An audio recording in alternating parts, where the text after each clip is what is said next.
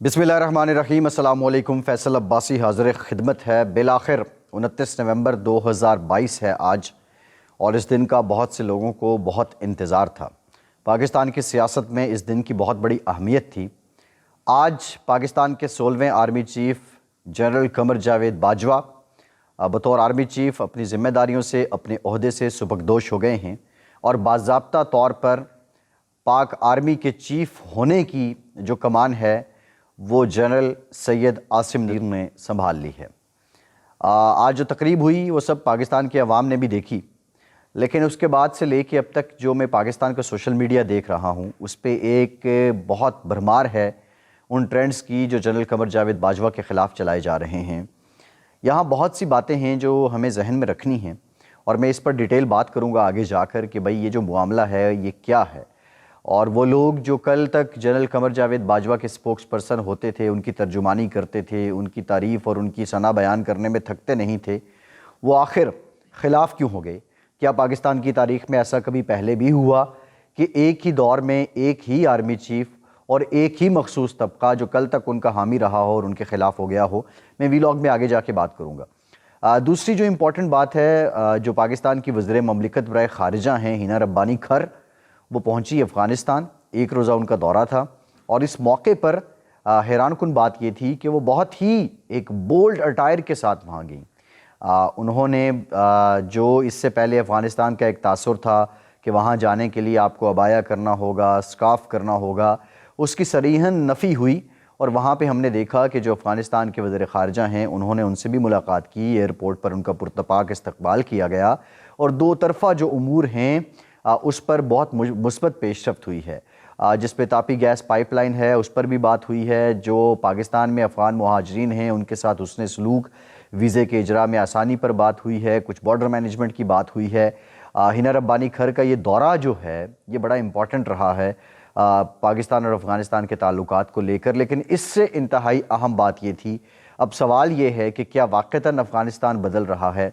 अफ़गानिस्तान जिसके बारे में कहा जाता है कि वो एक कंज़र्वेटिव, आप कह लें कि रिवायत परस्त एक सोसाइटी है, क्या अब वो भी लिबरलिज़म की जानिब आ रहे हैं या मॉडरेट हो रहे हैं, मोतदिल हो रहे हैं? ये बहुत बड़ा सवाल है। दूसरी जो इम्पॉर्टेंट बात है वो बहुत ज़्यादा बात की जा रही है अभी हालिया दौर में कि यहाँ पे 1977 वाले हालात होंगे। पिछले 8 महीनों में हमारे कान सुन सुन के पक गए कि 5 जुलाई 1977 कहीं रिपीट ना हो जाए। शुरू में इमरान ख़ान जब हुकूमत से निकले तो वो अमरीकी साजिश और अमरीका की ग़ुलामी, और फिर उसके साथ साथ जुल्फ़िकार अली भुट्टो की जो हिम्मत थी उसको भी दाद देते थे, और अपने आप को एक पैरेलल लीडर साबित करते थे कि जिस तरह भुट्टो बहादुर थे, जिस तरह भुट्टो अवाम की आवाज़ बने थे, जिस तरह भुट्टो ने अवाम को ताकत दी थी, जिस तरह भुट्टो कहते थे कि अवाम ताकत का सरचश्मा है, उसी तरह अब मैं भी उसी पॉलिसी पे चल निकला हूँ। लेकिन ये जो करवट थी इमरान ख़ान की एक पॉपुलिस्ट सियासत से एक लिबरल सियासत की तरफ, उसको बाज़ लोगों ने अब्ज़ॉर्ब किया लेकिन बाज़ लोगों ने अब्ज़ॉर्ब नहीं किया। लेकिन जो बात मैं करना चाह रहा हूँ, कल यानी 30 नवंबर 2022 को पीपल्स पार्टी को 55 साल हो जाएंगे। 30 नवंबर 1967 को पाकिस्तान पीपल्स पार्टी की बुनियाद रखी गई थी। जुल्फ़िकार अली भुट्टो ने ये जमात बनाई थी अपने ताईं। ये एक मुनफरिद जमात थी, ये एक लेफ्टिस्ट तबके की जमात थी। भुट्टो सोशलिज़म पे बिलीव करते थे, भुट्टो अवाम के हुकूक पे बिलीव करते थे, भुट्टो यकसा निज़ाम पे बिलीव करते थे, भुट्टो वसाइल की यकसा तकसीम पे बिलीव करते थे। फिर क्या हुआ, भुट्टो कैसे गए, भुट्टो वज़ीर-ए-आज़म हाउस से सूएदार कैसे पहुँचे, तख्ता-ए-दार तक कैसे पहुँचे, ये सारी हिस्ट्री है, ये आपके सामने है। लेकिन अब सवाल ये है कि क्या इमरान ख़ान भी इस सब पे बिलीव करते हैं? क्या इमरान ख़ान भी एक लेफ़्ट की जमात बन के उभरे हैं? क्या इमरान ख़ान का भी एंटी इस्टेब्लिशमेंट जो मज़ामत का बयानिया है वो इसी तरह कंसिस्टेंट रहेगा? क्या इमरान ख़ान और भुट्टो का मवाजना करना दुरुस्त है? ये बहुत बड़ा सवाल है। मैं समझता हूँ कि फ़ी ज़माना जो वसाइल, जो सहूलियात इमरान ख़ान को मुयस्सर हैं, भुट्टो को उस वक्त मुयस्सर नहीं थी। भुट्टो को तो अपनी आवाज़ अवाम तक पहुँचाने के लिए अपना अखबार मसवाद जारी करना पड़ा था। लेकिन अब क्योंकि एक्स जनरेशन के बाद 1980 और 90 की दिहाई के बाद पूरी दुनिया बदली है। जो लोग 1980 और 90 में पैदा हुए हैं उन्होंने पुरानी से पुरानी टेक्नोलॉजी भी देखी है, उन्होंने तार का दौर भी देखा है, उन्होंने डायल वाला फ़ोन भी देखा है, اور اب وہ ٹیپ کے ذریعے موبائل فون اور پھر پیغام رسانی اور واٹس ایپ اور جدید ٹیکنالوجی بھی دیکھ رہے ہیں۔ اس سے پہلے اس کائنات میں، اس کرۂ ارض میں کسی بھی جنریشن نے یہ سب کچھ نہیں دیکھا۔ اتنا بڑا جو ارتقاء ہے ٹیکنالوجی کا، جدت کا، یہ اس سے پہلے کسی نے نہیں دیکھا تھا۔ جس دور میں بھٹو تھے وہ دور خاصا مختلف تھا، وہ خاصا قدیم تھا۔ یہ جو دور ہے یہ دور جدید ہے۔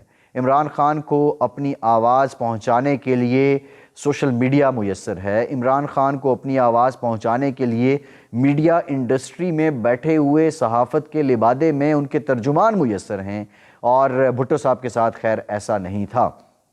لیکن معاملہ سول سپرمیسی کا، عمران خان اب جب اقتدار میں آئے تو وہ سول سپرمیسی کی بات کرتے ہیں۔ بھٹو شروع میں ایوب خان کی کیبنٹ میں تھے، لیکن لیٹر آن وہ سول سپرمیسی کے نمائندہ بن گئے۔ بھٹو پھر سول سپرمیسی پہ رہے، پھر ان کی جماعت تقریباً 40 سال تک سول سپرمیسی کے لیے جد و جہد کرتی رہی۔ ابھی بھی وہ سول سپرمیسی کی بات کرتے ہیں، اور بھٹو کے بعد فائدہ یہ تھا بھٹو کو سب سے بڑا کہ ان کی ایک قابل اہل ترین صاحبزادی جو ان کی جانشین کے طور پہ سامنے آئی وہ بے نظیر بھٹو تھیں۔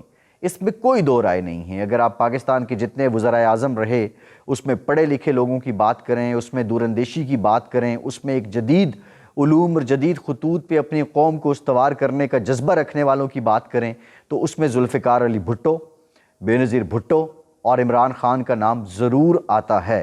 لیکن اب یہ جو 30 سال پاکستان پیپلز پارٹی کے ہو گئے ہیں، سول سپرمیسی کی بات تو ہوتی ہے، لیکن میرا سوال یہ ہے کہ طاقت کا سرچشمہ، معاف کیجیے گا 55 سال پیپلز پارٹی کے ہو گئے ہیں، میرا سوال یہ ہے کہ 55 سال بعد بھی طاقت کا سرچشمہ پاکستان کے عوام کیوں نہیں بن سکے؟ 55 سال بعد بھی پاکستان کے عوام کو روٹی، کپڑا اور مکان کیوں نہیں مل سکا؟ 55 سال بعد بھی پاکستان کے عوام کے لیے وسائل کی یکساں تقسیم کیوں نہیں ہو سکی؟ یہ سوال پیپلز پارٹی کو سوچنے ہوں گے۔ پیپلز پارٹی اس کا جواز یہ پیش کرتی ہے کہ اس دوران جو آمرانہ دور آئے تو پیپلز پارٹی کو کام کرنے کا موقع نہیں ملا، لیکن اب پیپلز پارٹی جس ڈگر چل رہی ہے، کیا یہ سب ممکن ہوگا؟ یہ بہت بڑا سوال ہے۔ آج عمران خان بھی طاقت کا سرچشمہ عوام کہتے ہیں، پیپلز پارٹی بھی طاقت کا سرچشمہ عوام کہتی رہی، نون لیگ بھی ووٹ کو عزت دو کی بات کرتی رہی، لیکن ایسی کیا وجہ ہے کہ ووٹ کو عزت نہیں مل سکی؟ اس کی سمپل وجہ ہے جو میں آپ کے سامنے رکھ دیتا ہوں۔ یہاں بلیم کیا جاتا ہے کہ جو پاکستان کی اسٹیبلشمنٹ ہے وہ بہت طاقتور ہے، پاکستان کی اسٹیبلشمنٹ کے پاس بہت کچھ ہے، پاکستان کی اسٹیبلشمنٹ جب چاہے جہاں چاہے نتائج بدل دے۔ لیکن اب میرا سوال یہ ہے کہ عمران خان اس وقت اسٹیبلشمنٹ کے گن کیوں گاتے تھے؟ جنرل قمر جاوید باجوہ کی تعریفیں کرتے ہوئے کیوں نہیں ان کی زبان تھکتی تھی جب وہ وزیر اعظم تھے؟ نواز شریف اس وقت جنرل راحیل شریف اور اشفاق پرویز کیانی اور اپنے وقت کے جو آرمی چیف تھے ان کے گن گاتے ہوئے ان کی زبان کیوں نہیں تھکتی تھی جب وہ وزیر اعظم تھے؟ پیپلز پارٹی کا قصہ تھوڑا سا مختلف رہا ہے۔ پیپلز پارٹی اپنے دور میں بھی ایک مزاحمت کا شکار رہی۔ پیپلز پارٹی کو کبھی صدر کے ہاتھوں، اپنے ہی صدر کے ہاتھوں ان کی حکومت بھیجی گئی، لیکن پیپلز پارٹی اب اگر طاقت کا سرچشمہ عوام دیکھنا چاہتی ہے تو پیپلز پارٹی کو یہ کہنا ہوگا کہ اداروں کو سیاست میں مداخلت نہیں کرنی چاہیے۔ یہ بہت عجیب بات ہے۔